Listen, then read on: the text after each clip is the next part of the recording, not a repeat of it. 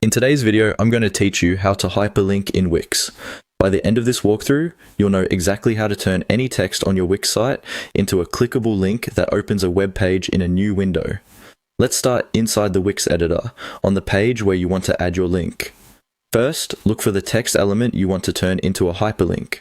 This could be a word, a sentence, or even a short phrase like learn more or click here. With your mouse, click and drag to select just the part of the text that you want to be clickable. If you want the entire text box to work as a link, you can simply select all of the text inside that box.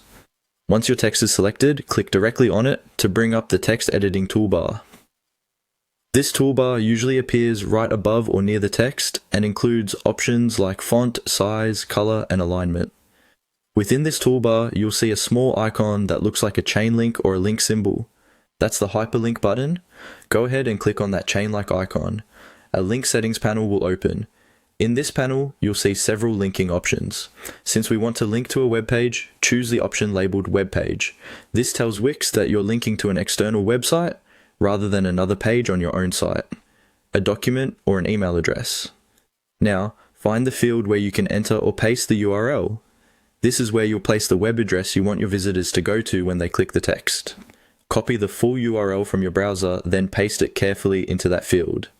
It's a good idea to double check that there are no extra spaces and that the link begins with HTTP or HTTPS, so it works correctly. Next, look for the setting that controls how the link opens. Select the option to open the link in a new window. This is usually recommended for external websites because it keeps your site open in the original tab while your visitor checks out the linked page in a separate one.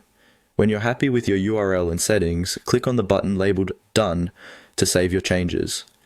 Finally, use the preview mode in Wix to test your hyperlink, make sure it looks right, and confirm that it opens the correct page in a new window.